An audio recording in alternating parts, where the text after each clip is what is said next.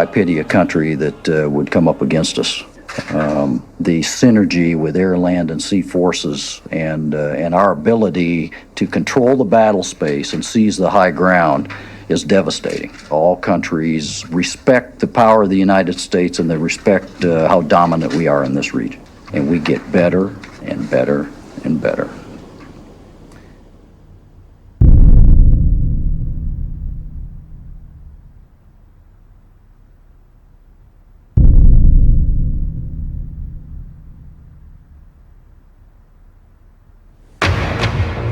Tonight at 10, a rare glimpse of China's ambitious expansion in one of the world's most contested regions. We report from the South China Sea, where the Chinese are warning off anyone who comes too close to their building program.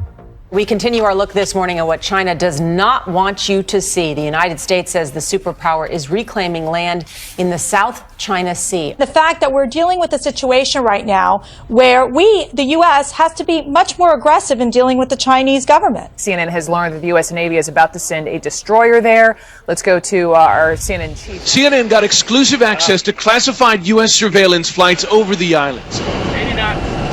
The threat of China is becoming big news. The media is beating the drums of war as the world is being primed to regard China as a new enemy.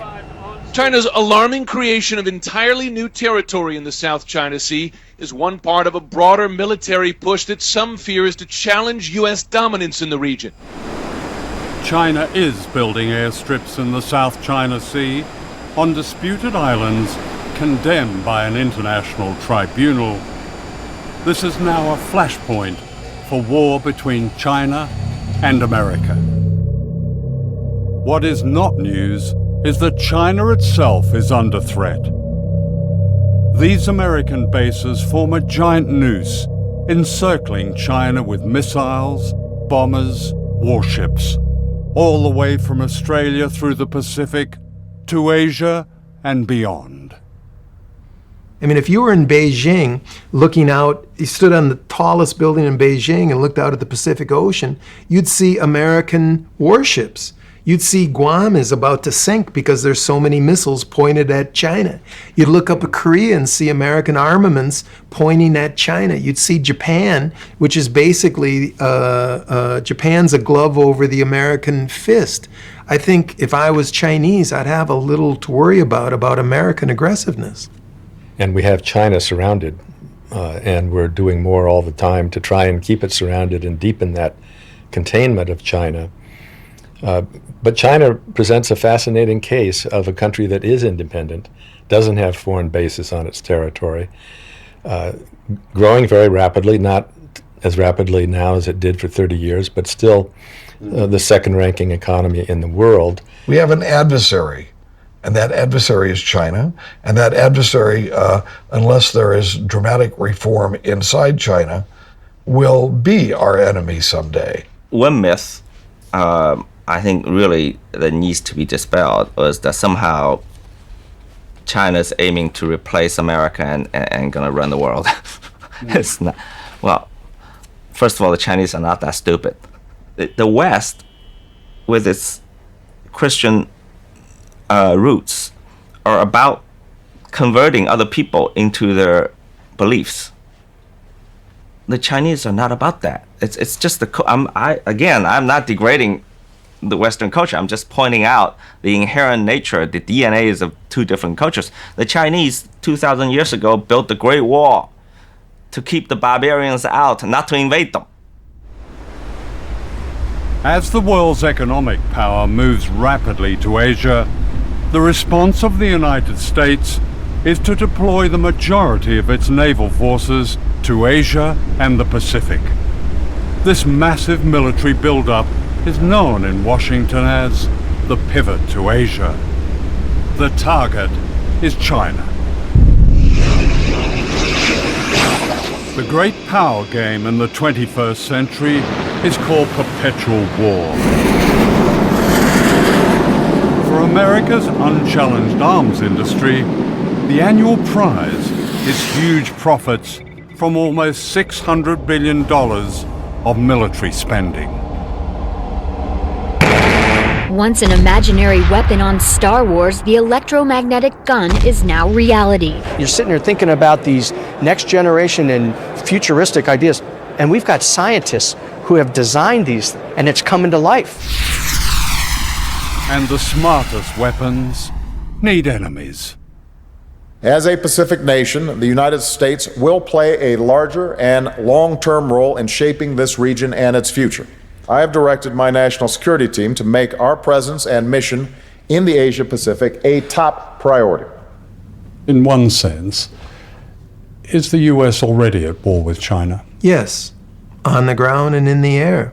The winner of the Nobel Peace Prize, President Barack Obama, has committed to trillions of dollars to our nuclear arsenal. He's committing trillions of future dollars to war in space. And we need an enemy for all this money, and China's the perfect enemy.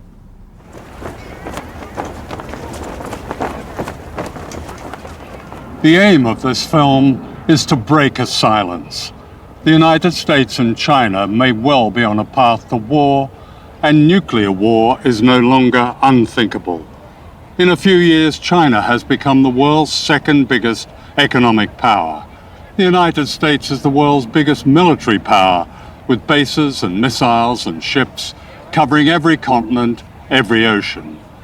China is a threat to this dominance, says Washington. But who is the threat?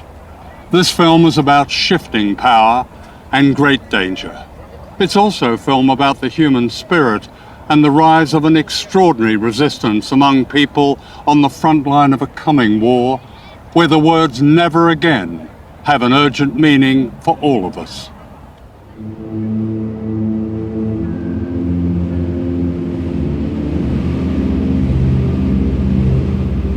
This is Bikini, the rim of an ancient underwater volcano in the Marshall Islands.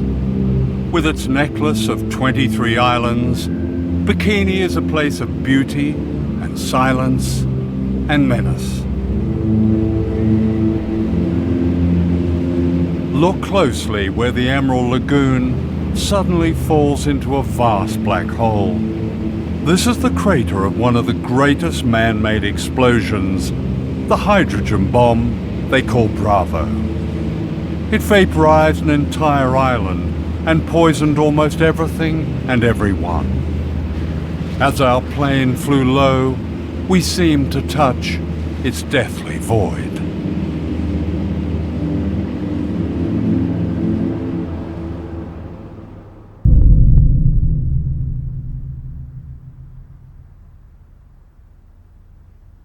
The Marshall Islands lie in the vast Pacific Ocean between the United States and Asia. Captured from the Japanese in World War II, they've long been America's strategic secret, its stepping stone to Asia and China.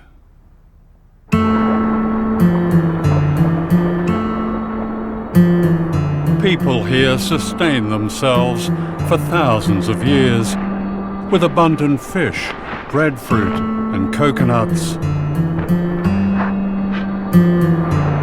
They were skilled navigators who sailed by the stars. Westerners might call this paradise. Ingat tayo di kualke, naman anteri, cuman ka lang ulip kayo. Medang iyan namin nga na ito ka namin. Mga ito kayo na kanay. Paruwa namin ang nagkiladero.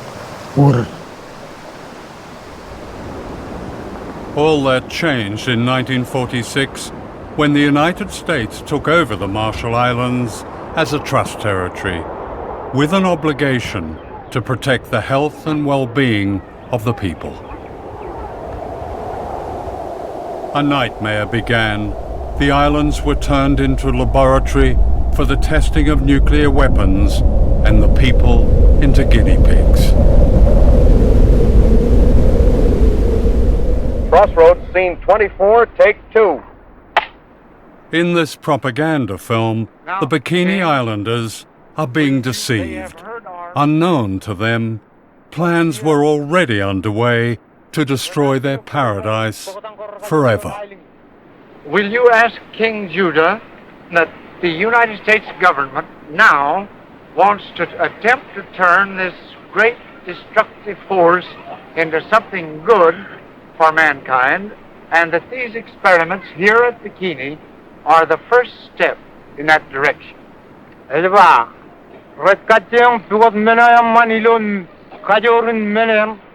Tell him that's fine. Everything being in God's hands, it must be good.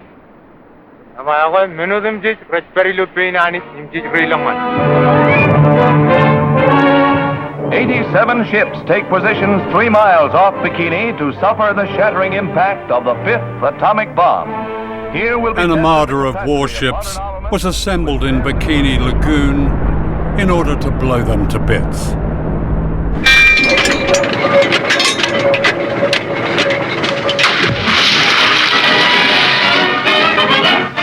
The decks of the 73 test ships anchored in Bikini Lagoon are scenes of feverish activity as scientists plot experimental programs designed to furnish data on blast effects of the mighty atom bomb.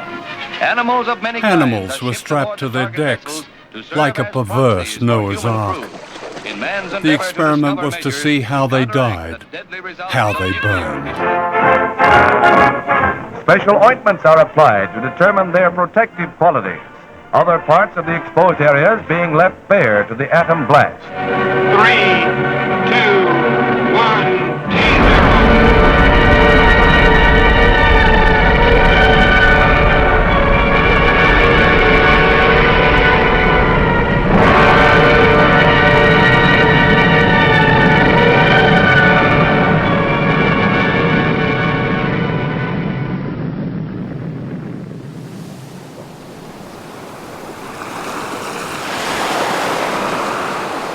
Yo ci bongonin rane me aro la kwamo kami ki em ronga jaga ingen ani pulak enot an tu pulak kwamo akem jayita em kemo ye yuru tongom lag dio tongan nabut ido jimarngon ranai kemi loan enot iya puyen kain kalara ole kain kalara enot ngai iya kan merek pulu pro green yellow Ido tereo ilo menako ijo terangani pen rutoro rar kakai riri im chang im ketire gido lo an mo ilo cipungani ngam parte ko kayri kam yang arti bantaman melaro jaga ini kan ko kam yang ilom nak boleh nor pertuan pada paino nanin ka kerja ro jaga jat nanin ka enangan enoti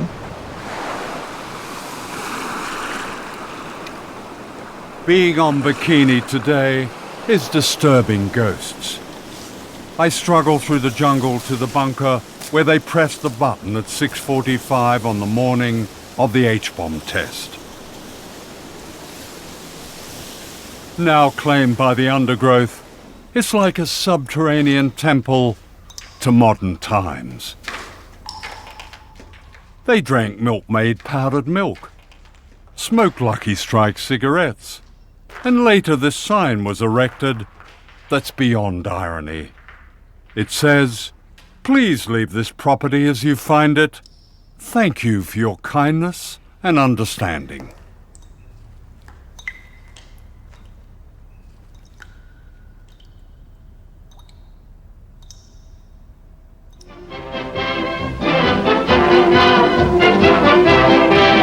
The Mamsells give their all for their art, and you can just bet that audience is giving with the wolf calls. The Bikini, named after the atomic explosion in the Pacific. The Bikini was an explosion everywhere. In 1946, the Bikini swimsuit was launched to celebrate the nuclear explosions that had destroyed life on Bikini Island. The inventor of the Bikini, a Frenchman, made his fortune. Today, a bikini body is promoted in magazines as an object of desire and good health.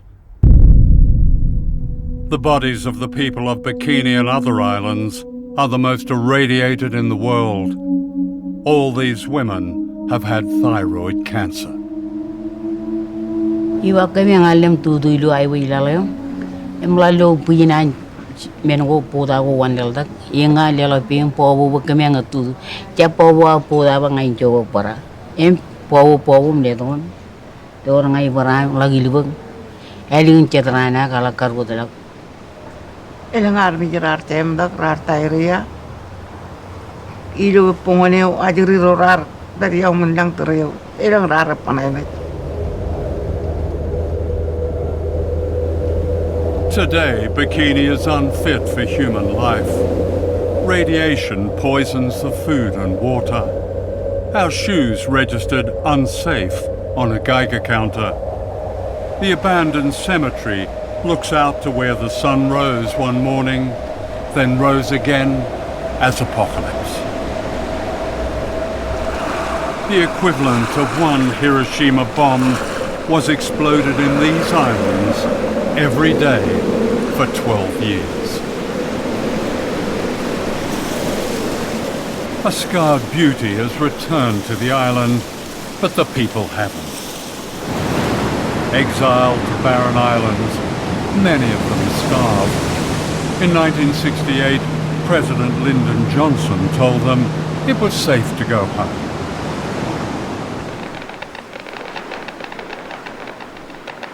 But it wasn't safe, and the US authorities knew it wasn't safe. Ijalaga minin priamar garar kamana nga echep accident aglukun molin garar rar do godin kokuri ijin ya enigan enim im inkiye unair tongom enot program bana ido kan garana kaga yo chongan an cherwal payini pen aga garja accident manne. What happened as a result of the Bravo test was that a cover-up was launched very shortly after March 1. I mean, there's such a history of wrong information, outright lies, deception. There was no attempt to take the most conservative approach and make sure that everybody was okay. They knew where the radioactive fallout was going to go. And they took that risk and went ahead and detonated the bomb, knowing full well which way it was going to go. They still had an opportunity to evacuate, even on the day of the shot. But these people were not evacuated, we were not evacuated, and the people on Utrecht were not evacuated. So it only leads one to believe that, number one, the United States needed some guinea pigs to study what the effects of radiation would do. And that's a pretty strong indication that the United States knew that.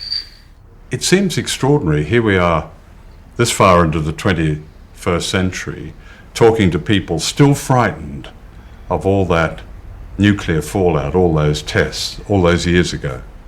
The impression I get is that there's so little trust among people. The U.S. is trying to provide as much information, as much good information as we can. Yeah.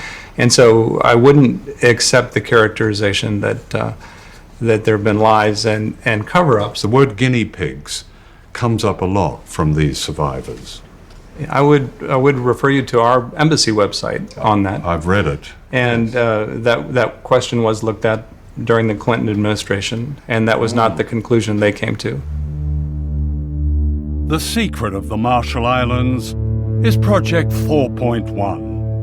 Declassified documents reveal a scientific program that began as a study of mice and became a study of human beings exposed to radiation. Chicago is where it all began, and to the AEC Argonne Labs in Chicago last week came 7 men, natives of the Marshall Islands. Leben is from Utrecht.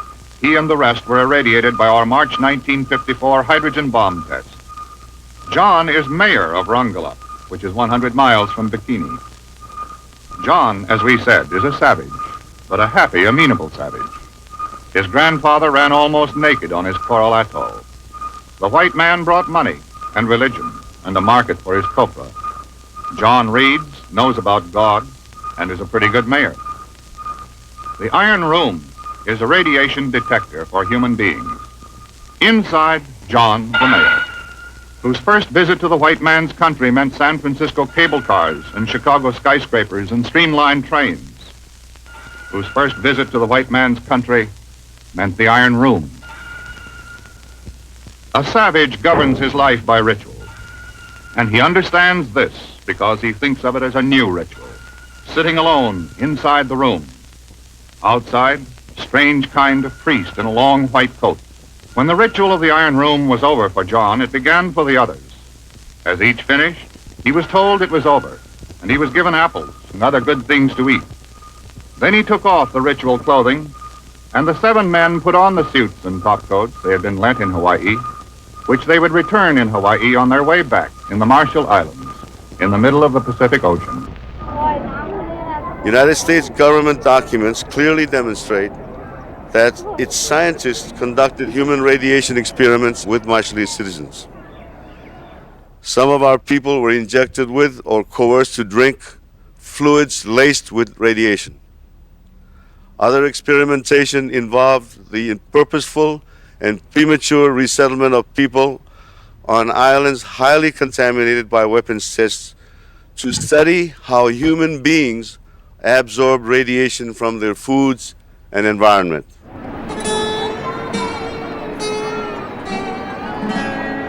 These people are guinea pigs. They are part of the experiment Project 4.1. They are being returned to Rongelap, an island 100 miles from Bikini, by the US Navy. They were told repeatedly it was safe to go home. This happy couple believed they were going home to safety. The man is John and Jane, the mayor of Rongelap, the happy savage from the Iron Room in Chicago. His wife is Majua, and this is their baby son, Lekoj. They had no idea of the horror that lay ahead. They are being returned to an island described by a US atomic energy official as by far the most contaminated place on Earth. He added, "It will be interesting to get a measure of human uptake when people live in a contaminated environment." The people of Rongelap remained on their poison island for 28 years as guinea pigs, the objects of regular scientific examination. Ngay chập dukun malala lang nangan bijay wala ko pera kana kay ngay chap ta ijajik nangan bijay rin wala jan cancer mama arbar thyroid pera jilelak ni menunong thyroid me ngay chap rar chap apredi etan value chadu rar apredi im bar reaction turuit adakan turuit mi ngay chap tamak ke chun accident kan chala lilu tan chet nan rar noji.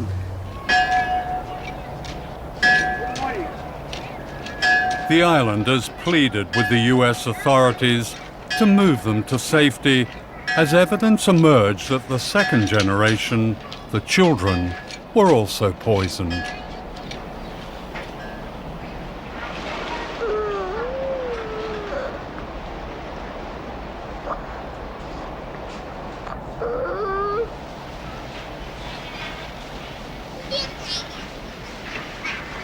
Desperate to leave, the islanders called on Greenpeace to rescue them. This ship, the Rainbow Warrior, moved the entire population to an uncontaminated island.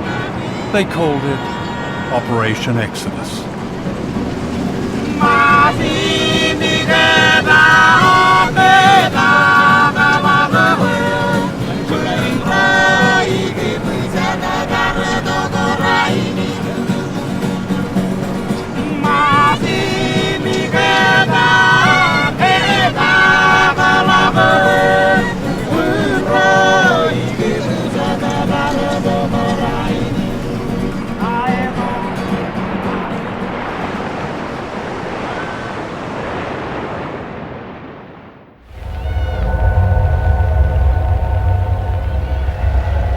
This is Dr. Robert Conard, a leading medical scientist of Brookhaven National Laboratories.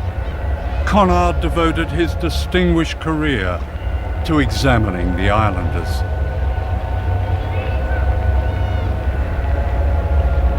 He wrote, "The habitation of these people on the island will afford the most valuable ecological radiation data on human beings. The various radioisotopes present can be traced from the soil to the food chain and into human beings."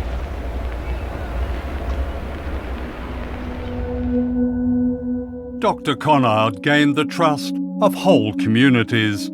When he brought the islanders to New York to be examined, he showed them the sights and had them over for a barbecue.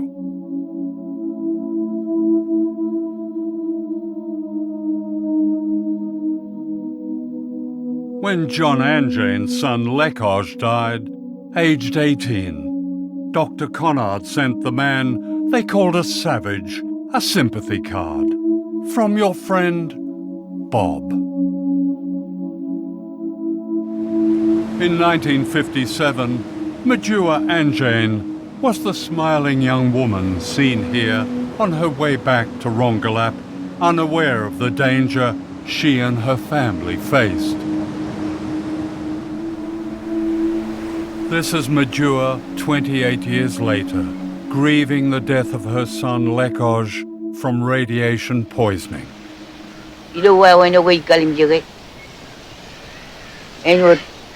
Tuan meni nur eurar rurilul air kaman bre eor rei gagni ni jawle bin yenu di nagar baj eno power rei mujidi ilang jigin eno podaga toru lu awle ben jigin ulim di pen pore boy kare awle jigin pen meni tuan meni nur Imilo terrain ilu agar kalim jawa when I jarbale arjuan minuun eroika kenge ila kalim jawa when I jarbale nun mini nur pacik e jalok wewin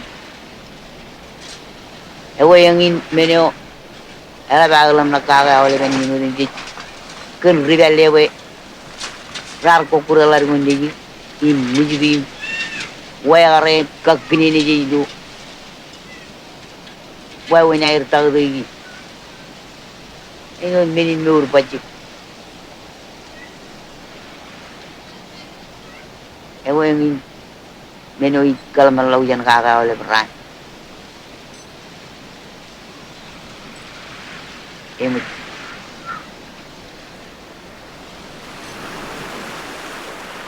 Like her son and her husband, Majua died from a virulent cancer.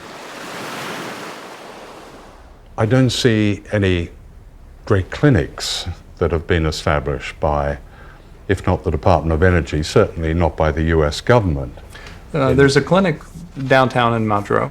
There's also a whole body counter. You can have the plutonium in your body measured as well. Anyone can for free. This is the plutonium measuring shop, where they'll tell you how radioactive you are. People waiting to be tested are welcome with a video showing their islands being blown up.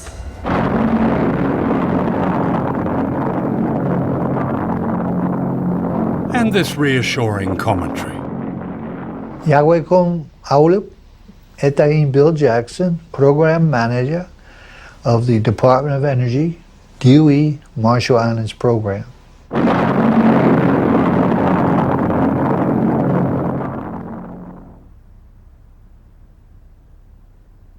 This is Rinok, a refugee from the poisoned island of Rongelap, whose family owned land and lived a secure, prosperous life.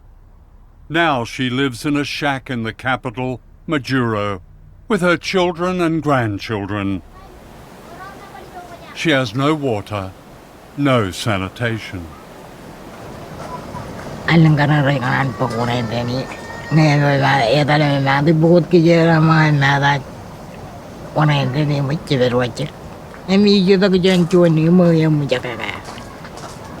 And power, she has electricity?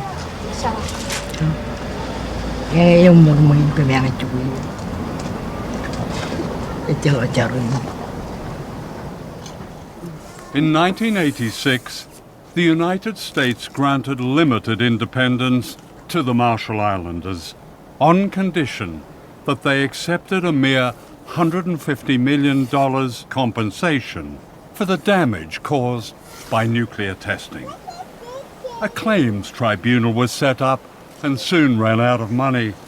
An appeal to the US Congress more than a decade ago still awaits a reply. Icap karir ngarai menen merong perlalu na yu yana kalabai kadorai rang nai per uyaki mangai.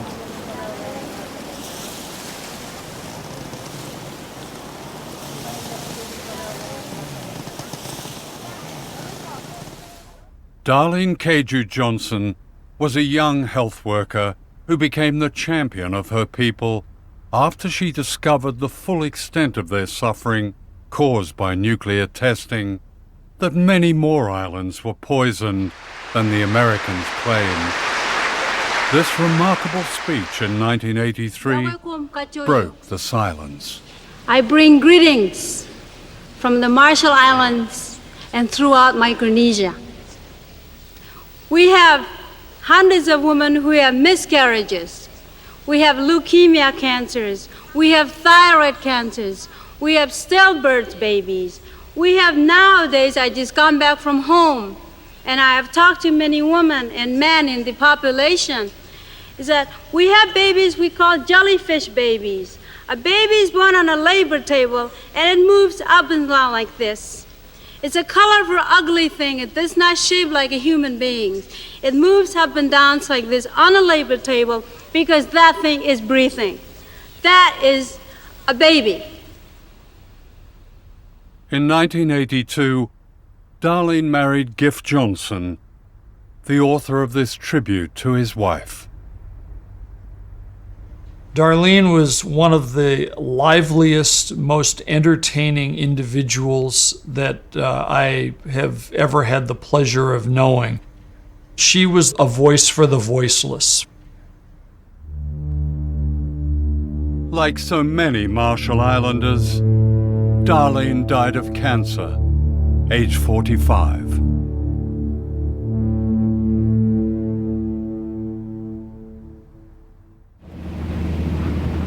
This is the largest of the islands, Kwajalein, occupied by one of America's most important and secretive bases.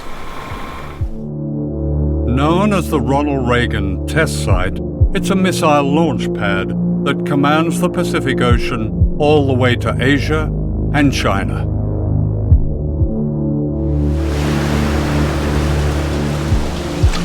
Here, the people of the Marshall Islands are once again being subjected to the testing of weapons of mass destruction designed for a coming war. The base is part of a remarkable plan known as Vision 2020. Devised in the 1990s, its aim is described officially as full spectrum dominance. This means control of all land, sea, air, cyberspace, and space. 5, 4, 3, 2, 1, ignition.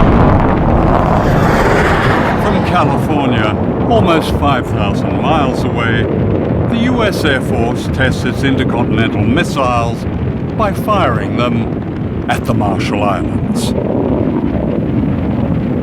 Imagine a missile coming screaming out of the sky. It's absolutely terrifying. I think that there's really nothing that I can imagine that would be more terrifying than this. And we're talking about devices that any one of them could go off course. None of this disturbs life on the base, where small-town America has been recreated, a wonderland of the suburban good life.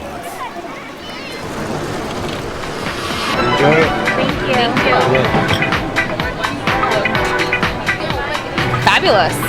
But there's nothing better than living on a tropical island. I pretty much have beachfront property, you know? It's great. I love it here.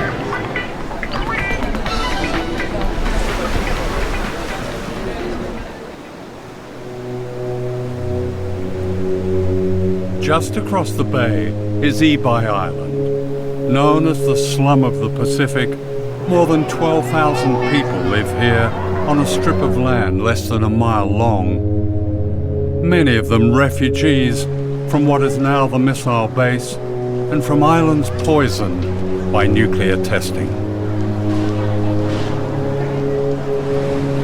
Every day, people from Ebi are brought to work on the missile base to water the gardens and the golf course. Then they are ferried back to their poverty. This is apartheid in the Pacific.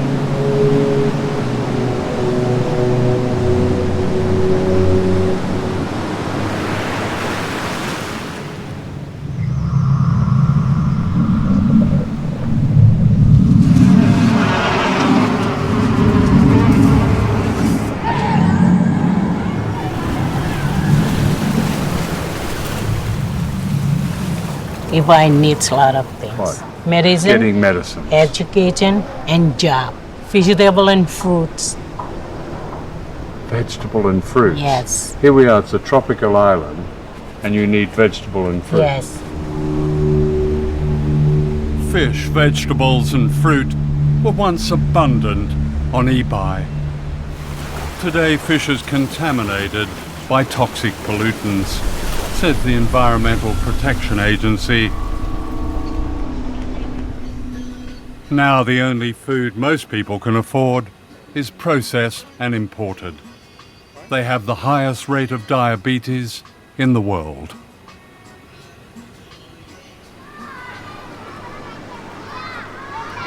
When someone gets really ill, do they go to the hospital over on the base? Because they've got a pretty modern clinic over there. They don't treat them with medicine. They just go there for taking the blood and then x-ray. So what happens when somebody is seriously ill? They cannot do anything. The most consistent example given is the example of the Ronald Reagan missile site and Ebi next to it. On the Ronald Reagan missile site, there's a vivid example of the United States, golf courses and swimming pools and all kinds of amenities. Right next to it is what is called the slum of the Pacific. It's a challenge. Ebi is in great need right now. We've talked about infrastructure. One of the projects the U.S. is working with our Australian colleagues and with the Asia Development Bank is a sewer and water project, desperately needed for Ebi. Ebi is overcrowded. The schools need repair. Actually, the U.S. military did a survey back in the 70s and found that the sewers didn't work and the water didn't run and the electricity wasn't there. It only happened not all that long ago. They found almost exactly the same thing. Why hasn't that been fixed? There's complete agreement that Ebi should be a priority, and not only because of the current activities of the Ronald Reagan Space and Missile Defense Site, but there's also now an additional component that is providing for global security, and that's the Space Fence project by the Air Force. Every missile fired on the Marshall Islands by the U.S. military costs $100 million each. This derelict school bus is the only one on Ebi. They can't afford to replace it.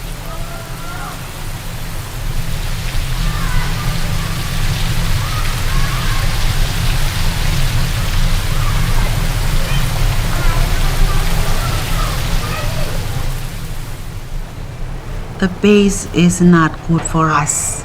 The people of Marshall Islands, we have no need for it. It's being used to test missiles to fire at countries like China. Yes, and anywhere else if they want to. What would you like to see happen there? I want our land back.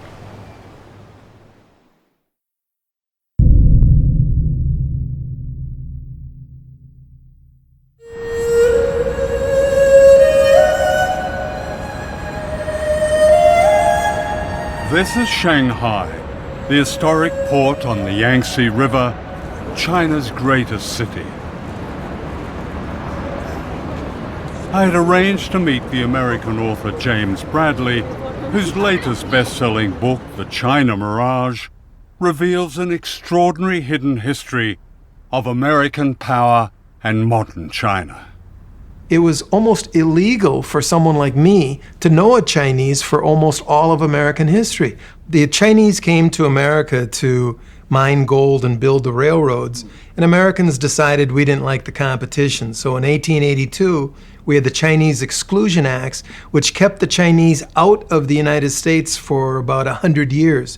So you have the largest population in the world that can't come to the United States. So at just the point we're putting up the Statue of Liberty saying we welcome everybody, we were erecting a wall saying we welcome everybody except those Chinese. Fear of a rising China today is the latest chapter in a history of propaganda that presented the Chinese as uncouth and infantile.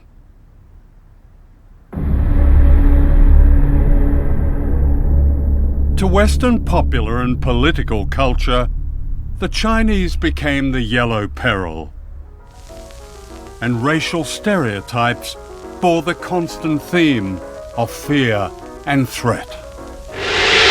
Boris Karloff as the evil Fu Manchu, his passion for power twisting his brilliant mind as he revels in the horrors of human sacrifice and torture. Behind the mask of Fu Manchu.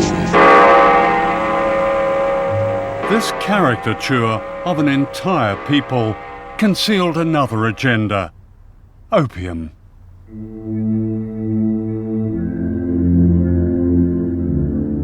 For the American elite in the 19th century, China was a goldmine of drugs.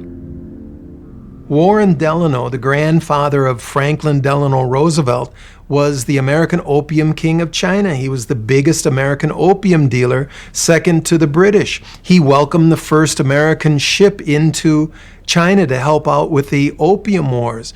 Much of the east coast of America, Columbia, Harvard, Yale, Princeton, were born from opium money.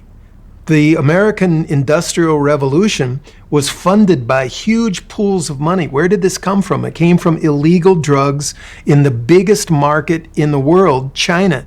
Let me get this right. The grandfather of arguably the most liberal president, Franklin Delano Roosevelt, was a drug runner.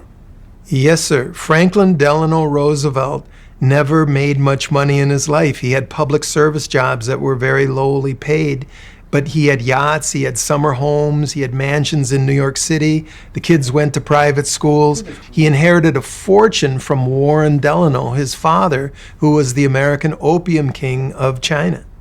If you scratch anyone with the name Forbes in their name, John Forbes Carey, Secretary of State John Forbes Carey. That's the present Secretary of State. Yes, sir. You'll find opium money. His great-grandfather was an opium dealer. How big was opium money? Opium money built the first industrial city in the United States, Lowell, Massachusetts. It built the first 5 railroads in the United States. Opium money all over the East Coast, but it wasn't talked about. It was called the China trade. And if you go to various museums, you can see teas and silks exhibited, and they keep quiet about all that big opium money. In the scramble to get opium money, China was invaded and colonized by Britain and the other imperial powers. Foreign armies grabbed whole swathes of China. This is the American army in Tiananmen Square, Peking, in 1900. Great cities like Shanghai were taken over and declared concessions, and foreigners lived a life of privilege and luxury amidst terrible poverty imposed on the Chinese.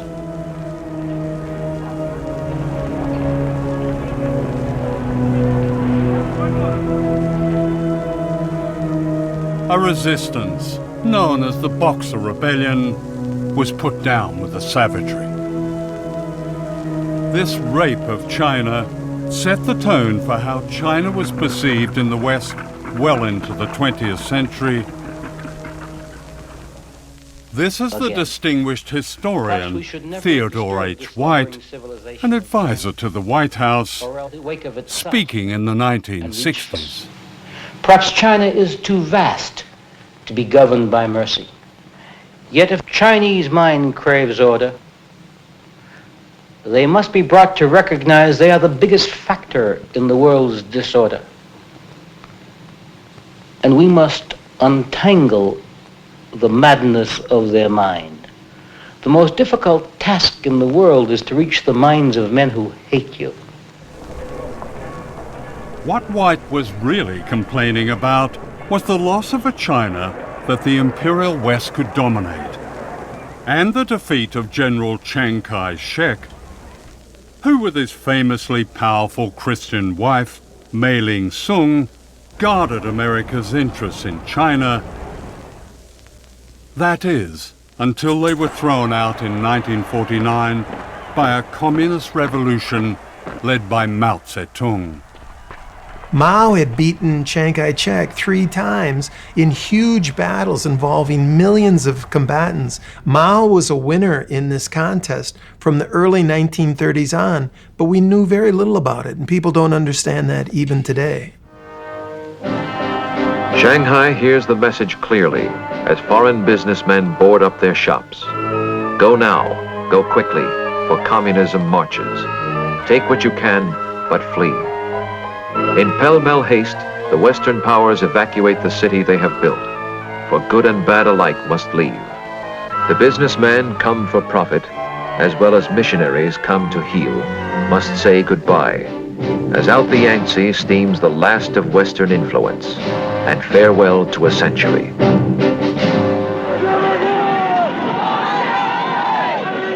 Even today, it's difficult to understand the paranoia ignited by Mao's revolution. As we look at China on the map, we can see that China is the basic cause of all of our troubles in Asia. I believe that for the sake of our safety, it is necessary to be prepared for the possibility of a Chinese missile attack on the United States. One of the myths about Mao is that he was an implacable enemy of the capitalist West.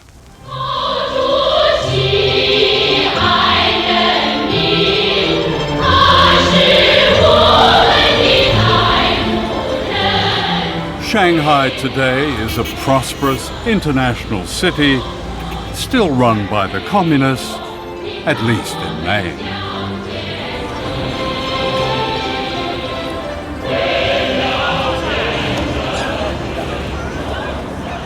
When I was last in China more than a generation ago, the loudest noise was the tinkling of bicycle bells. Mao just died, the streets were dark, the universities were closed. The chaos of the Cultural Revolution had given way to a great silence. "We're exhausted," was the freest comment I heard. Coming back, the change is barely comprehensible. Here in Shanghai, the freedom bears no comparison. Yes, there are issues with human rights, especially the right to speak against the state and challenge its power. Since I was last here, millions of people have been lifted out of poverty, many of them into an entirely new middle class. This epic is still barely understood in the West, or should that be willfully misunderstood? The truth is that China has matched America at its own great game of capitalism, and that is unforgivable. One measure of China's new capitalism is the Uran Rich List. This league table of China's mega-rich is published by Rupert Hugenworth, an old Etonian whose Chinese name is Huron. He's received many awards, including China's Man of the Year. This year, 2015, has probably been the most extraordinary year of wealth creation in the history of China again. You know, I've been doing this list for 15, 16 years. I've never seen a year like 2015. You know, normally for £200 million or $300 million, we find, say, about 800,000 people. This year, 2015, it's doubled. There'll be more dollar billionaires known about in China than in the US. So the US, up until now, has been the leader in terms of business, you know, the most successful business tycoons in the world. China 2015 will have overtaken the US, so amazing.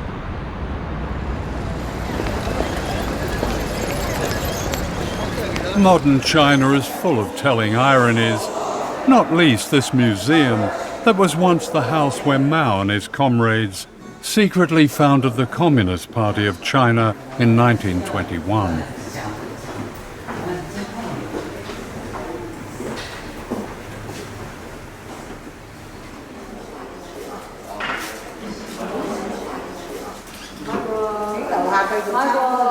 Today it stands in the heart of an exclusive, very capitalist shopping district.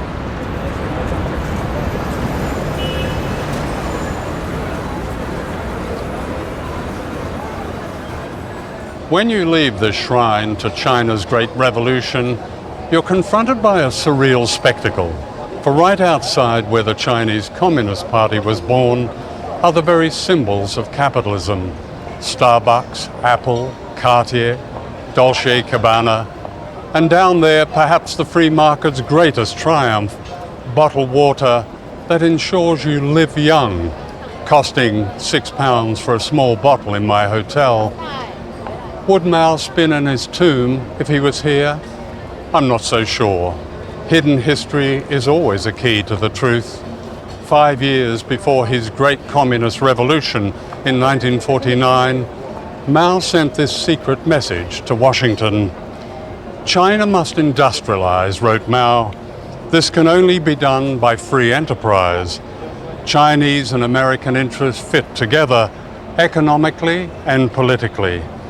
America need not fear that we will not be cooperative. We cannot risk crossing America. We cannot risk any conflict. Mao received no reply. Nothing has changed. Mao Zedong was looking to be a friend with the United States from the beginning. Mao says, I will go meet Franklin Roosevelt in the White House. Mao reaches out in 1950 to Harry Truman. He reaches out to Dwight Eisenhower. His hand was tossed away.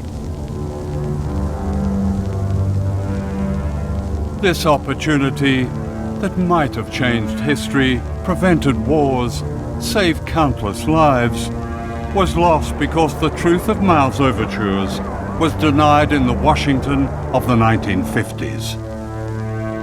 State Department officials who had carried Mao's messages were condemned unjustly as communist traitors.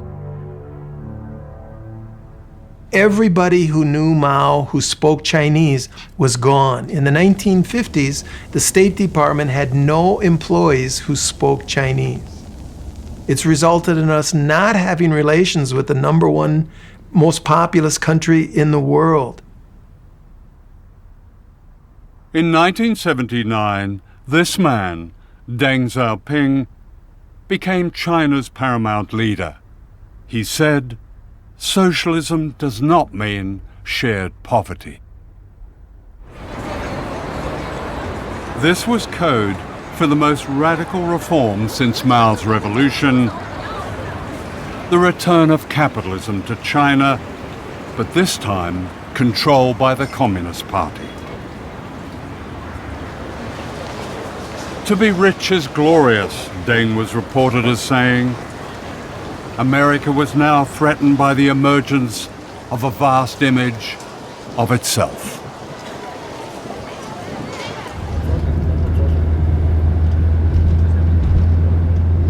This is one of the many very exclusive gated communities in Shanghai, where an apartment is one of the prizes of the new communism.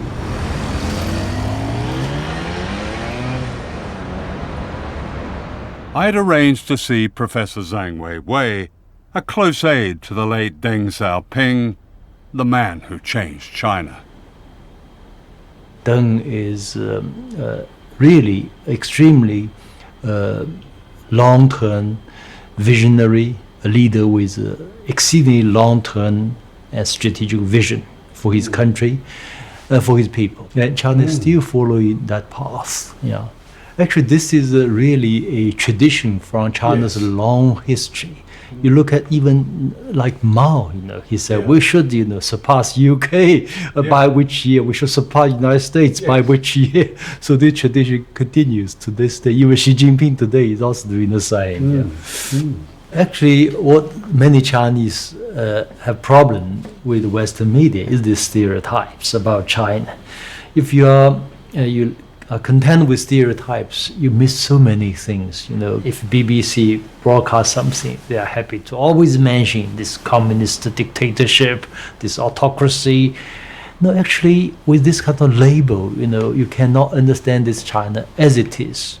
But if you watch BBC or CNN or read Economist and try to understand China, it will be a failure. It's impossible. Multiple parties fight for political power and everyone voting on them as the only path to salvation to the long-suffering developing world. This is Eric Lee, a Shanghai entrepreneur, educated in America, and typical of a new, confident, outspoken political class. Now in China, there are a lot of problems, but at the moment, the Chinese, the party state, has proven an extraordinary ability to change. I mean, I make the joke how in America you can change political parties, but you can't change the policies. In China, you cannot change the party, but you can change policies. So in the 65 or 66 years, China is being run by one single party, yet the political changes that have taken place in China in this past 66 years have been wider and broader and greater than probably any other major country in modern memory. So in that time, China ceased to be communist. Is that what you're saying? Well, China is a market economy, and it's a vibrant market economy, but it is not a capitalist country. Here's why. There's no way a group of billionaires could control the Politburo as billionaires control American policymaking. So in China, you have a vibrant market economy, but capital does not rise above political authority. Capital does not have enshrined rights. In America, capital, the interest of capital and capital itself has risen above the American nation. The political authority cannot check the power of capital. And that's why America is a capitalist country, but China is not. This is the ironic title of a best-selling book by Zhang Liezhi, a journalist and critic who lives in Beijing. Many Americans imagine that the Chinese people live a miserable, repressed life with no freedom whatsoever. That's not quite true. If you speak to many ordinary Chinese people, they will tell you they feel their life are quite free. Some 500 million people being lifted out of poverty, and some would say probably 600 million people. That's a great achievement. For many Americans, the yellow peril has never left them.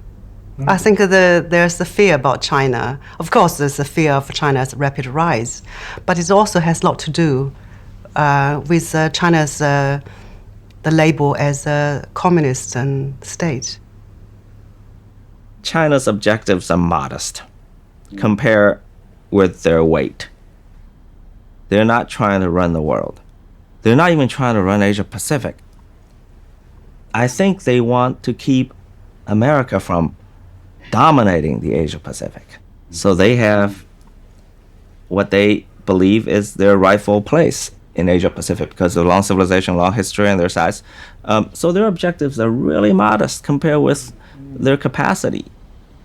The wealth, the new wealth in China, they often say this is the product of self-made entrepreneurial skill. Yeah. But is it not also the product of the exploitation of people at the bottom? What are known in China as migrants, but they're not really migrants, they're Chinese.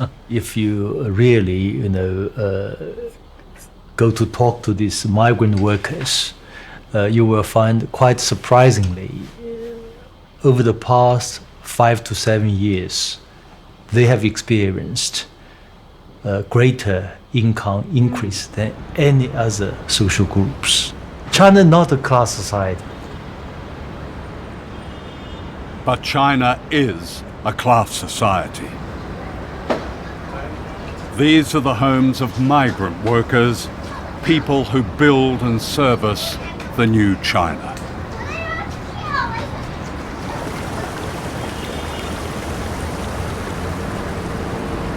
Here it's not uncommon for 3 families to share one tiny flat.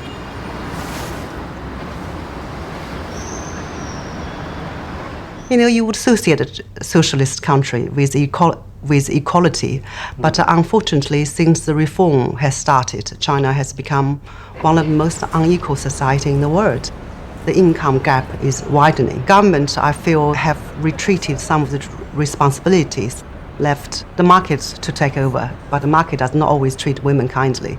Some private companies, they would just refuse to hire child-bearing age women.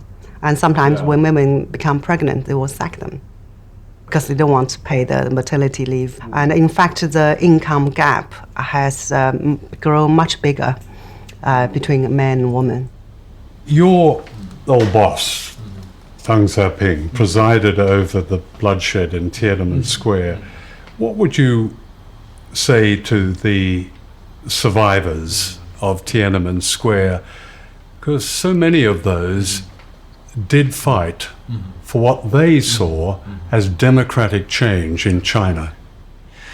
In 1989, there were 2 political forces.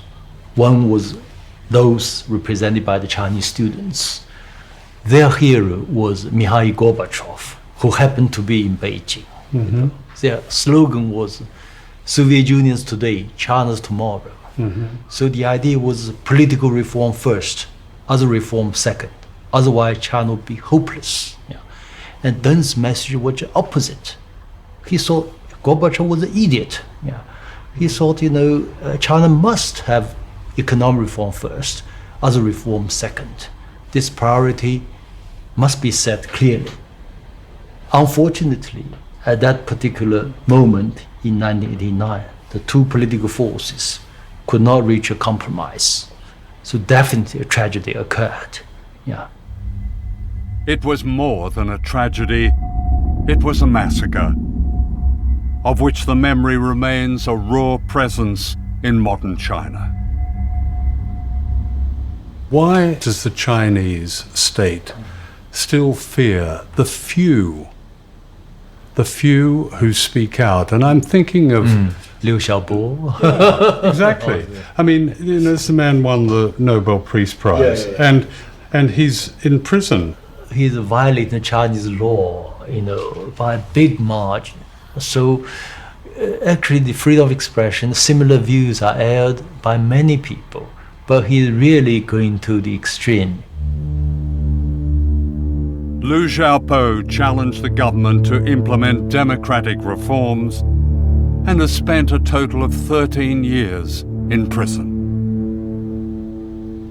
Why can't a confident China accept a criticism like this? So Nobel Peace Committee makes huge mistake. They owe the Chinese an explanation. If you cross the line, you violate the constitution, you violate so many laws, you should be punished.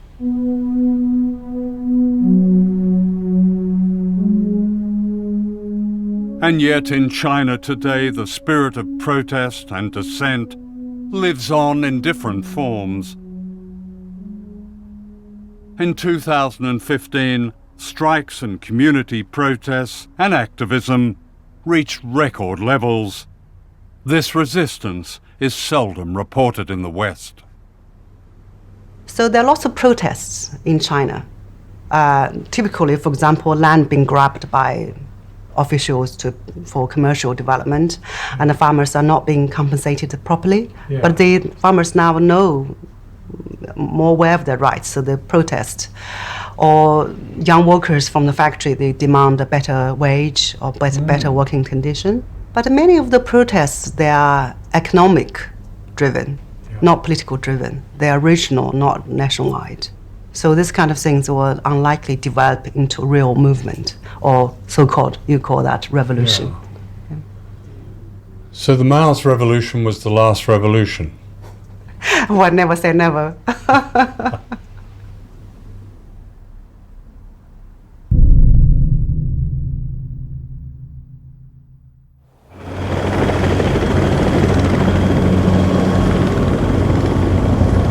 The Japanese island of Okinawa is occupied by 32 military installations. From here, the United States has attacked Korea, Vietnam, Cambodia, Afghanistan, Iraq. The sky is full of planes and helicopters.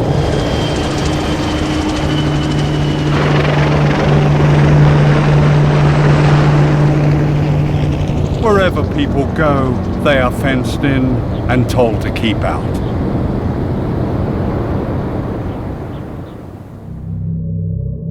Okinawa is the front line of a beckoning war with China.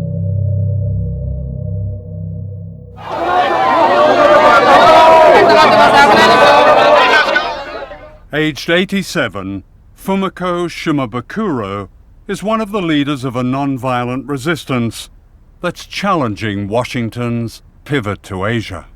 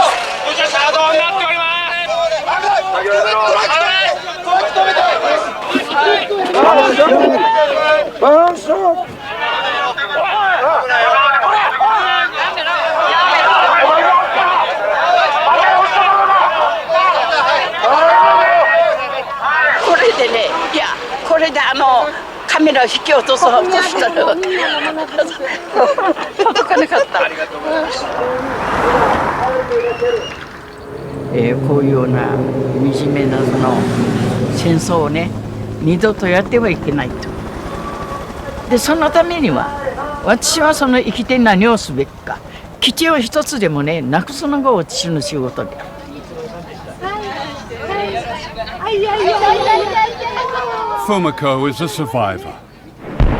A quarter of the civilians on the island were killed in the American invasion in 1945, and a fear of war has been passed through the generations.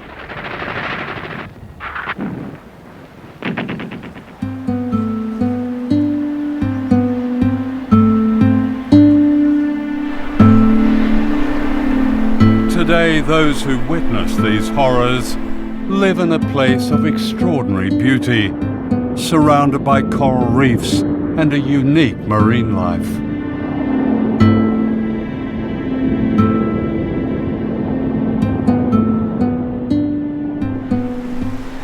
It was here in Hanoko Bay that the survivors of World War II sought refuge, and it's this they're now fighting to save.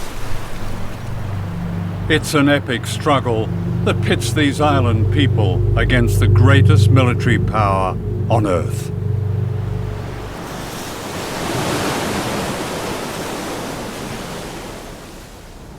This is the office of a former governor of Okinawa, Oto Masahide. What he has done is create not so much a museum, but an appeal to the outside world to understand the resistance in Okinawa, to understand the suffering, to read its hidden history. It begins in 1945 when the Americans invaded. Here is General MacArthur arriving in Okinawa. A second invasion happened 10 years later in what became known as the Bulldozers and Bayonets campaign. American forces seized prime agricultural land, burned farmhouses, and killed livestock. The dispossessed people of Okinawa marched the length of Japan, appealing for help. This wall is devoted to a resistance in Okinawa that never ceases. Everywhere people go on the island, they are confronted by this sign. It tells them they must not go past this fence topped with barbed wire. These fences run like great ribbons across the island, and the bases themselves cut swathes across Okinawa. But all around them are people with this continuing demonstration, this continuing resistance. And they have a message. It's people of the world. Watch what Japan and the US are doing. Don't let them force the bases on Okinawa.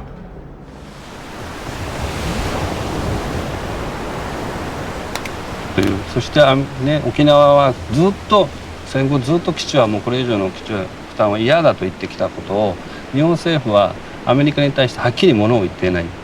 アメリカにもいい顔、沖縄にもいい顔してる。だからそれに対して腹が立ってちゃんとアメリカにものを言ってくれという気持ちでいます。だからここにジュゴンの保護区を作るためにはここに基地があったらできません。だからその基地はですね、国がもたらされてくるという民話があります。でその民話の中にジュゴンがですね、担い家内の幸からその幸を担い家内からその死者をですねがやってくるというふうに言われています。その担い家内から死者を連れてくる時にですね、ジュゴンの背中に乗ってくるというふうに言われているんですね。All this will be lost when much of the bay becomes concrete runways for bombers at Camp Schwab, the huge US Marine base behind this fence.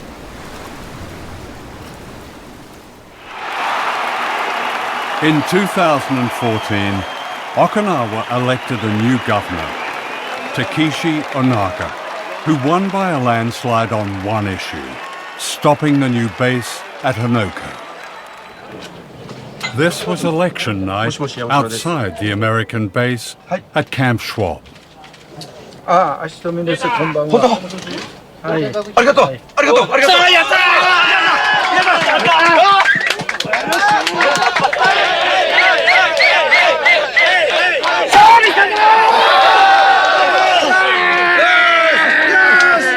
勝利。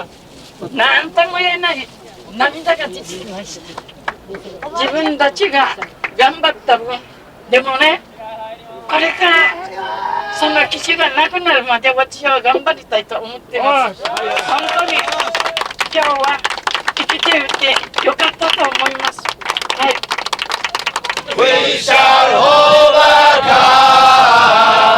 We shall overcome someday. Oh, in my heart, I do believe we shall overcome someday.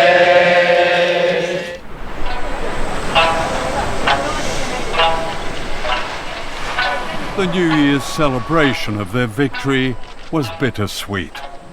The government in Tokyo resented this unprecedented challenge to its authority. The issue is now in the Japanese courts. Japan's Prime Minister, Shinzo Abe, has also made clear that with the backing of his powerful patron America, he wants to reawaken Japanese nationalism and reclaim its military power.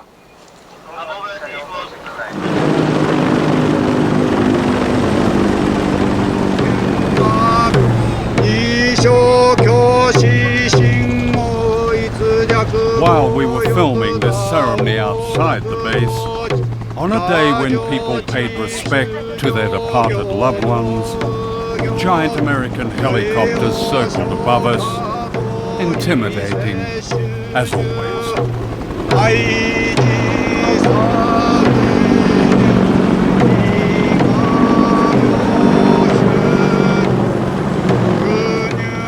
threat of these low-flying aircraft is a constant presence in Okinawa. Teachers often can't teach because of the noise and the fear.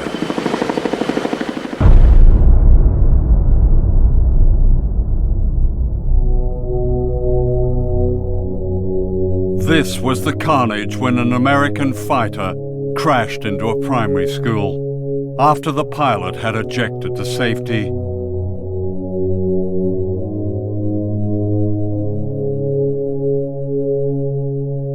Haru Akira, age 7, was terribly burned. これは10時半頃かな。それでメソールだったからマスターサードンかな、その方が石川に教授って時落ちていますので宮森校に行ったんだけどどこにいるか分からなかったんですよ、その当時。でそれ人から「あきら君は病院中部病院に行ったよ」というある人が「あきらはあっちにいますよ」と言って知らせて行ったから焼けているようにして焼けてもう一目見るだけでも苦しくてもう全くヤギさんが焼け焦げている状態でした。それ話したくないですよね。Akira suffered throughout his youth and died from his injuries, aged 21.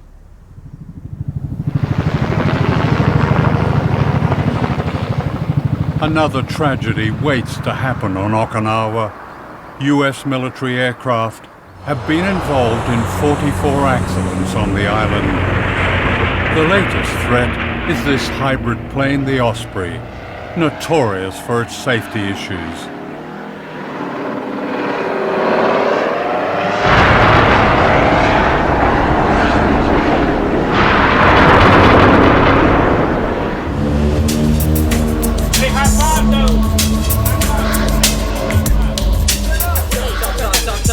Wherever the military is based in Asia, there is a relationship with local people, especially women, that often breeds resentment.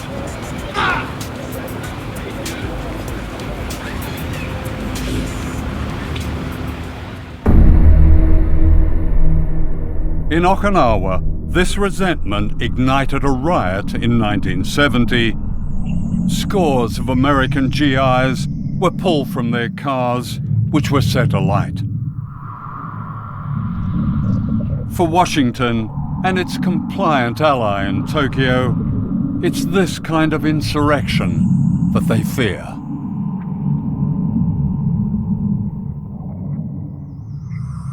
During the making of this film, a young woman was raped and murdered, allegedly by an American military contractor from one of the bases.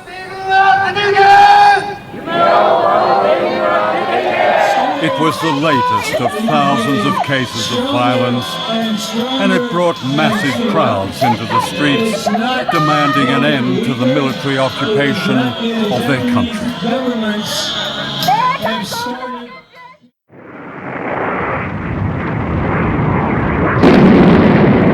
This is a Mace missile, designed to carry a nuclear warhead. During the Cold War, the United States secretly installed nuclear weapons at this launch pad in Okinawa. Most of them were aimed at China.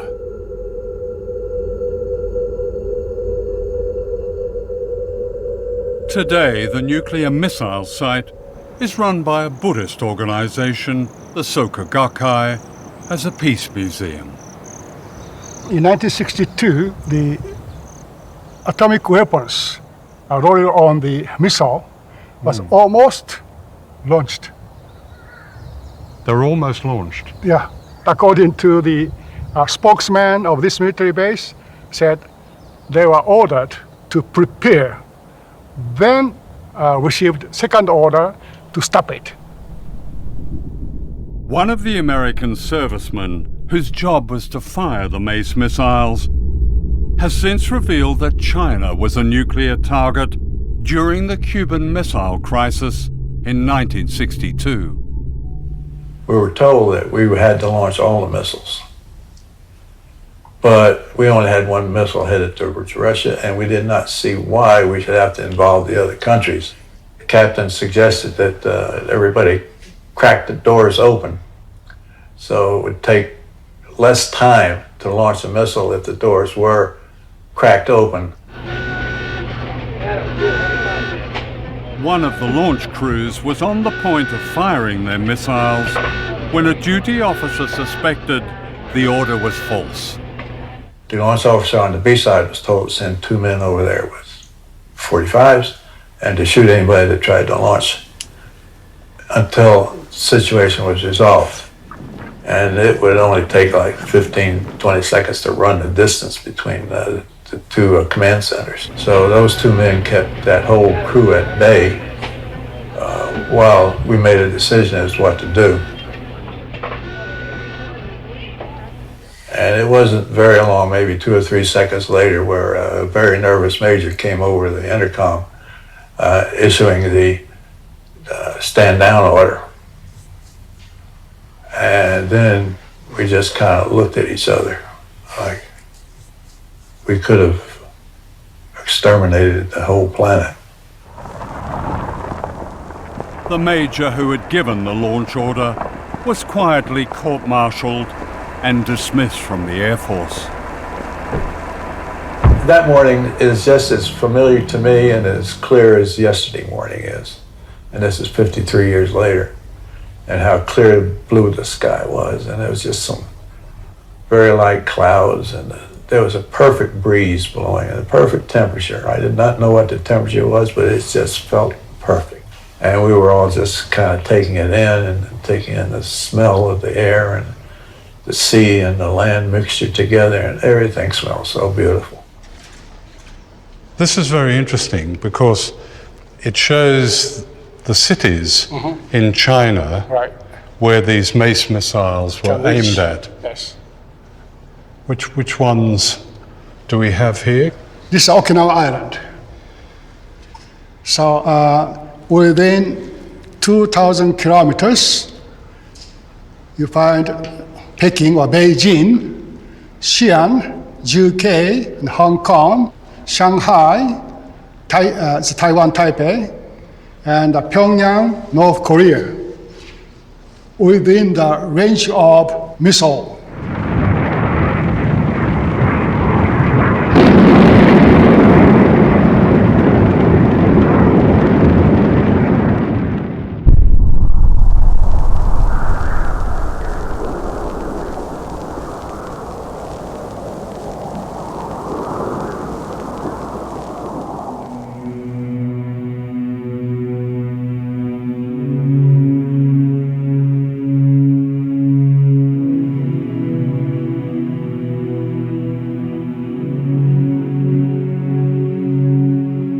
This is the work of the Okinawan sculptor Kinjo Minoru.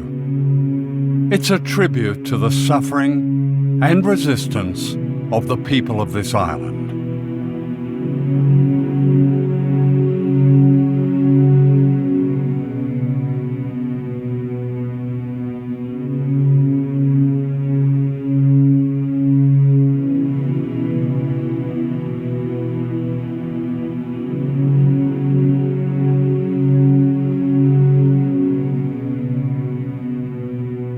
More than 1,000 miles away, on the Korean island of Jeju, these symbols of struggle are hauntingly similar. The work of Korean sculptor Ko Gil-chun represents another fight of island people for freedom.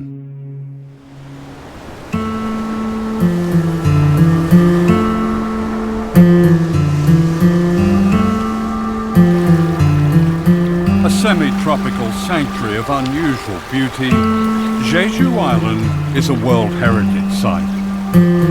The government of South Korea declared it an island of world peace.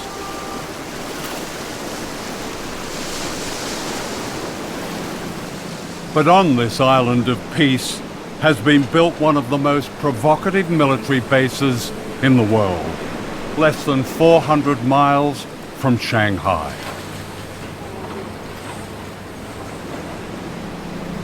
Like Okinawa and the Marshall Islands, this is America's front line in its so-called pivot to Asia.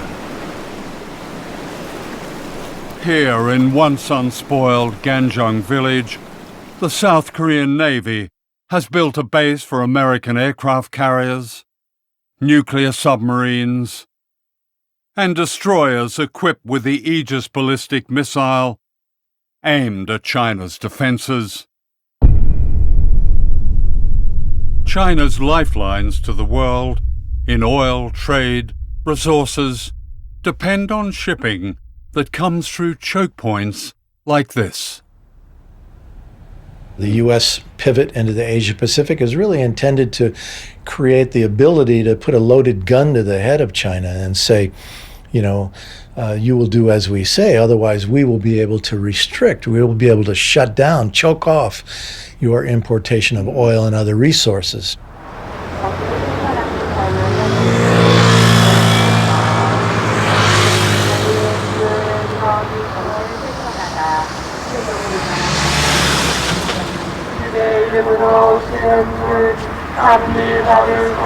For 9 years, every day, often twice a day, these Catholic priests have staged a mass that blocks the gates of the new military base on Jeju Island.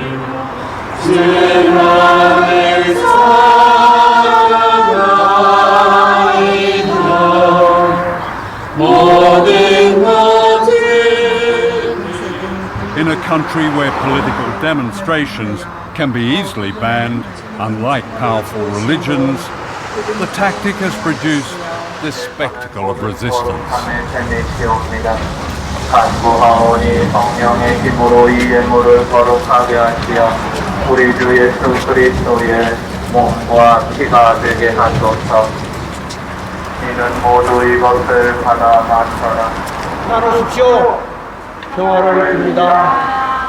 Father Moon Jong-hoon has led the fight to stop the base being built and several times suffered serious injury.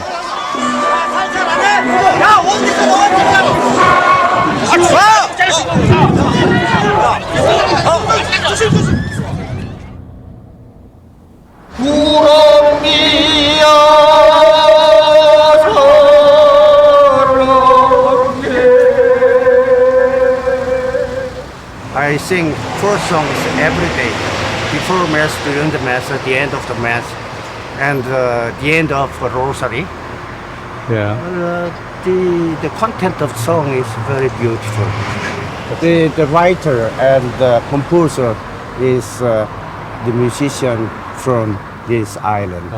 So I love him very much. And he gave me the song that I practiced. And I became a master to sing that song because I practice every day. Well, you sing it with such passion.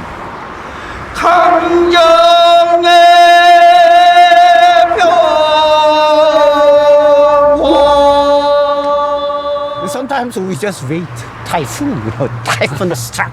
Do you sing then? Do you have a mass when the typhoon strikes? Oh yes, during this, no exception. What will happen if this base becomes operational? They have destroyed the environment, destroyed the life of villagers. No, we should be witness of that oppression and violence, Why do they do it? Well, they'd like to rule the Pacific area, whole area, right? They'd like to make China isolated in this globe. Yeah. It means U.S. government want to be emperor of this world.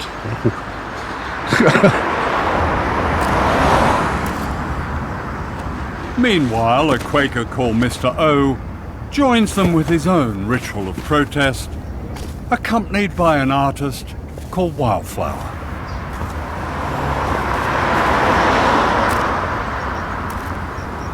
오츠곤 선생님이 삼보일배를 하다 보면 이렇게 바닥에 숙여야 되잖아요. 그래서 차들이 올 때 못 볼 수 있어요. 매우 위험하죠. 그래서 제가 뒤에서 좀 눈에 띄게 이렇게 하고 있으면 그런 교통사고를 막을 수도 있고요. 저도 제 바느질이 명상이라고 생각하거든요. 실제로 그 뇌파가 명상할 때 거의 비슷해요. 바느질할 때. 저는 저 해군기지가 명백하게 미국의 전쟁기지라고 생각해요. 그래서 배치와 더불어서 우리나라 한반도 남쪽, 전쪽, 서쪽으로 미군 기지가 들어있어요. 그래서 저는 이 제주가 마지막 이 이 서해안 쪽으로 전쟁 벨트를 지었는데 그 벨트의 맨 마지막이라 생각을 해요. 그 당연히 이거는 중국이 겨냥하고 있기 때문에 중국과의 분쟁 또는 이쪽 동북아의 평화를 정말 위협할 수 있는 그런 기지라서 이게 가장 큰 위험이라고 생각을 해요.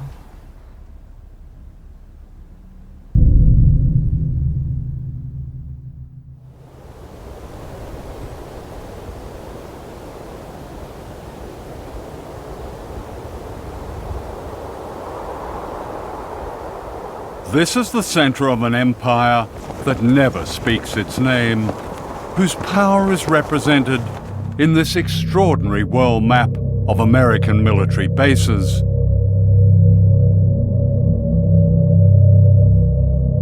"4,000 bases in the United States, almost 1,000 bases spread across every continent." The archipelago of empire, the bases that we have around the world hidden in plain sight, are the real territory of our empire. But at the same time, we maintain independent governments in Japan or South Korea or Germany. They don't have autonomy when it comes to foreign policy. So it's a very sophisticated and effective system whereby we pat ourselves on the back for helping to midwife democracy in Japan and Germany and South Korea and various other places, while keeping the lid on in that we don't know what these countries would do if they were fully independent. And the beauty of this system is that most people pay no attention to it at all. They think it's just a natural occurrence to have 50,000 American troops in Japan. There's no country that has better anti-imperial cred than the United States, and we are not trying to recreate the glories of the British Empire. We're arguing that the world is round. We have a global policy, and all nations have global rights. No ocean has ever been dominated the way the U.S. dominates the Pacific. Navy and Air Force. They claim in the Pearl Harbor headquarters of the Pacific Command, they claim to be responsible for 52% of the Earth's surface. And when you look at their logo, it shows an eagle over the Aleutian Islands with one talon coming down somewhere near Seattle and the other coming down right over Beijing. So Beijing looks at a network of bases, a real archipelago of empire that's been built up since the Korean War. You have had, and still have, an arc of bases that start in Australia and go through the Pacific. We have no bases in Australia. You have Pine Gap, you have Darwin, and you have a new facility in Western Australia. No, to speak precisely, we have no military bases in Australia. What we do is operate with and in Australian bases. Yeah. But we're not in the basing business nowadays. There's a growing collection of what are referred to as lily pad bases. These are bases that have typically 200-300 troops, no family members, very few amenities and are often quite secretive. They're bases that are frequently constructed within a foreign country's base to disguise it, and generally are not referred to as bases. Many of these bases have been set up to combat China's worldwide economic influence. From these bases, the United States operates a secret army in 147 countries. If you're going to be a free country rather than give in to every gangster regime in the world, you're going to have to take a risk, because those gangsters, they want to eliminate good people in the world so they can and in China they want to dominate all of the Far East. They want to dominate, just like Japan wanted to before World War II. Their goal was to dominate that part of the world. Today, because there has been no political reform in Beijing, these guys want to dominate a huge chunk of the planet. Twilight struggle. Andrew Kurpenovich served on America's National Defense Panel. He's a military strategist and war planner. You've written that airstrikes and naval blockades have a role to play in punishing China. You've described the need for sea mines. You've described the need for special forces, US special forces, and missiles placed in islands. This sounds like a preparation for war. Our first president, George Washington, said, if you want peace, prepare for war. And essentially, what the United States is doing, again, is responding to provocative behavior on the part of China. And just as we did in the Cold War, the idea was to have a position of military strength such that your adversaries were not tempted to act in aggressive ways or try and employ coercion to get their way. I mean, just last week, the US Navy sent a guided missile destroyer into the Spratly Islands in South China Sea. And what was different about this, I think, was that Chinese fighters scrambled. That sounds like an escalator. Well, again, from an American perspective, the escalation was the Chinese beginning to militarize these islands in the first place, moving its military capabilities down into that region, engaging in provocative behavior against the commercial activities and military forces of other minor countries in the region that have claim to those islands. So it's a response to Chinese intimidation. Excuse me, how is commerce being intimidated in the South China Sea? There have been no military forces, no military bases there. The Chinese... Except the United States military base. Not in the South China Sea, and not even in the Philippines, because the United States withdrew its forces in the Philippines. But the United States is back in the Philippines. The Philippines and the United States have announced 5 different locations scattered all throughout the Philippines where U.S. troops will be stationed on a rotational basis. This threat to China from yet more US bases on its doorstep was not an issue when an arbitration tribunal ruled against China's claims to the strategic Spratly Islands in the South China Sea.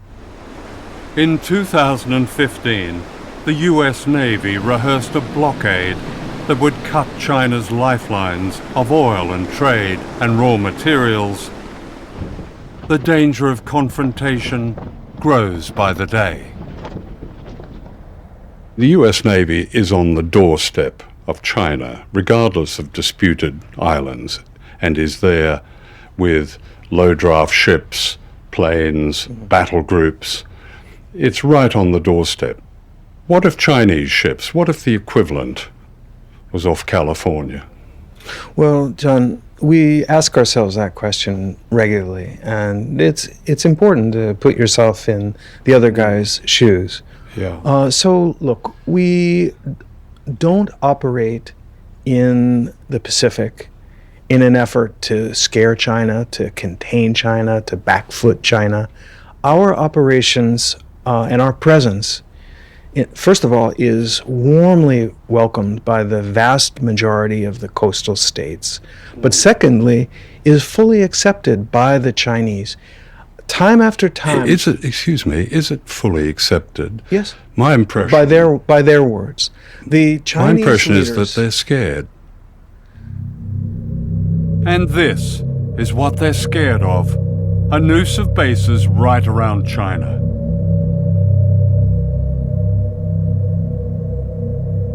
Missiles, bombers, drones, warships. A provocation of war.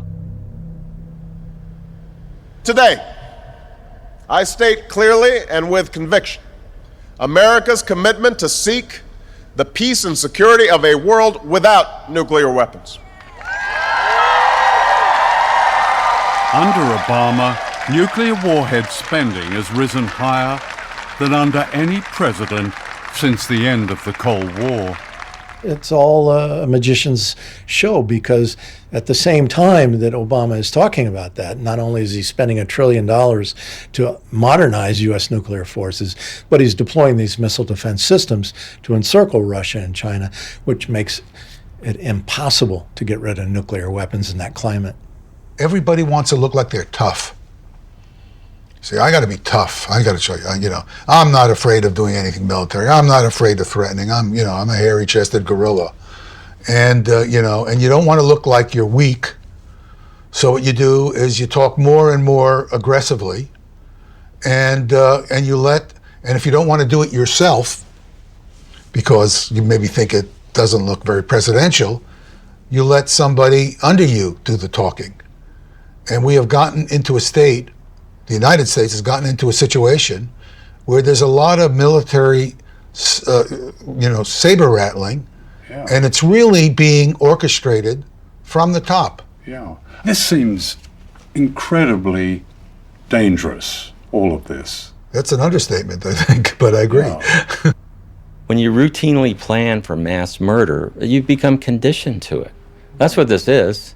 We accept it. Oh yeah, we have nuclear weapons. The Defense Secretary, he's just announced that there will be warships and special forces and planes sent to the Philippines, and the Wall Street Journal has described this as the vanguard of a major U.S. presence in Southeast Asia. That sounds like... Where does this end? What's the purpose? I mean, where are we going to stop this process before it starts a war?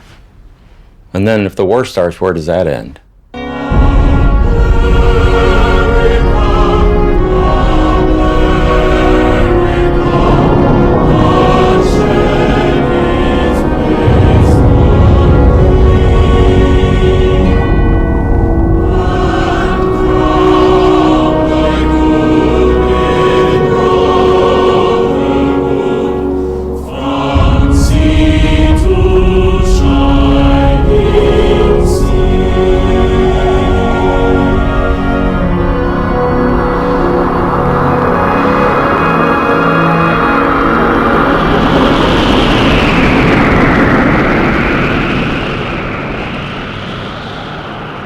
The scientific studies that I teach by the scientists that predict that the Earth can be made essentially uninhabitable from nuclear war, the scientists have been begging the Obama administration, well, they wouldn't say begging, but they've made multiple requests to meet with them and discuss these predictions because they're peer-reviewed studies, and they've been turned down over and over again.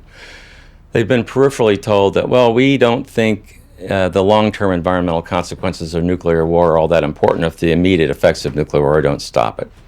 But the long-term environmental consequences of nuclear war are liable to wipe out the human race. In one exchange, nuclear exchange between the US and China, what could be the consequences? Well, let me just give you an example of what one Chinese 4 or 5 megaton warhead would do to a city in the United States. If it got through, the detonation of that weapon over a city would instantly ignite about 600 or 700 square miles on fire.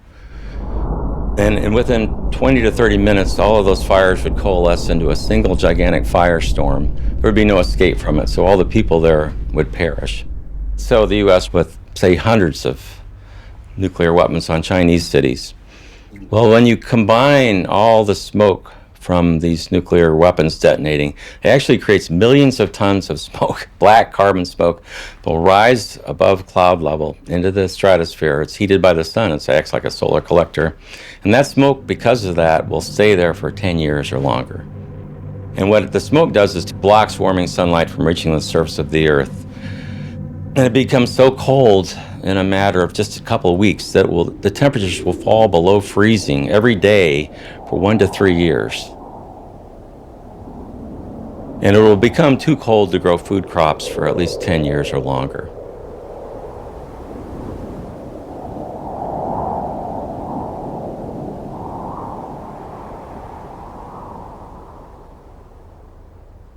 I mean, there's like a total disconnect with the changing world. You have a giant rising power, in this case, China. Why would you expect a giant rising power to not want to have more control over its destiny? What we should be doing, in my view, is trying to cultivate a sense of friendship and cooperation, and we can have our differences with them. If we think they're doing something in trade that we don't like, let's have it out with them. But this saber rattling is the worst thing we can possibly do.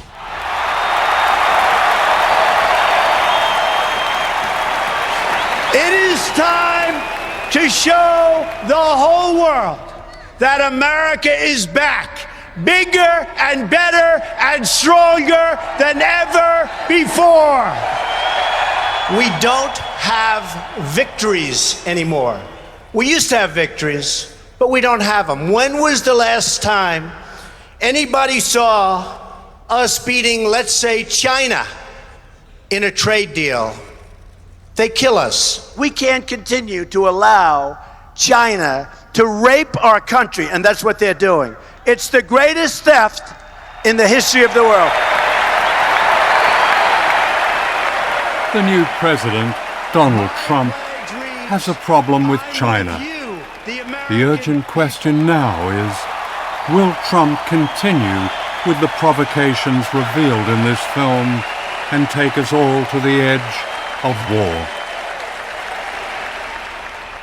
There never have been two countries more interdependent on each other than China and the US in history. And China is the largest trading nation in the world and in history.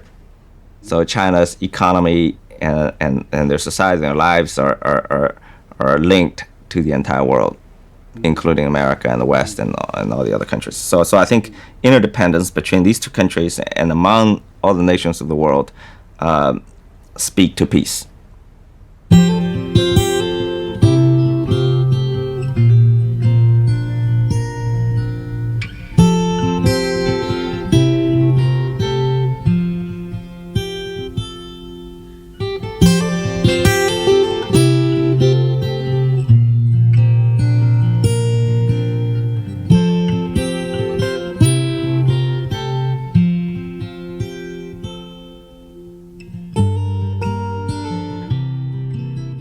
We don't have to accept the word of those who conjure up threats and false enemies that justify the business and profit of war if we recognize there is another superpower.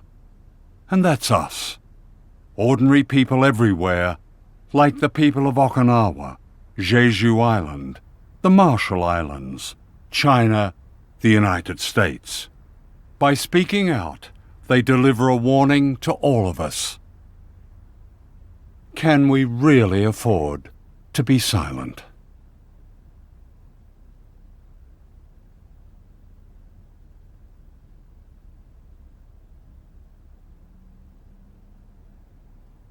We'll meet again. Don't know where, don't know when, but I know we'll meet again some sunny day.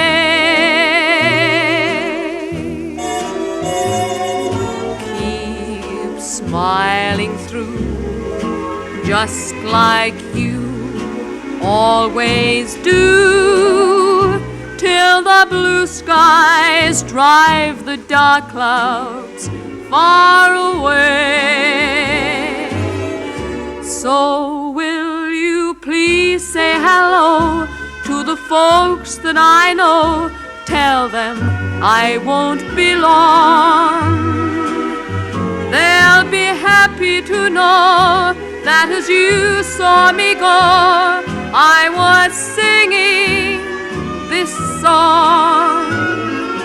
We'll meet again, don't know where, don't know when, but I know we'll meet again some sunny day.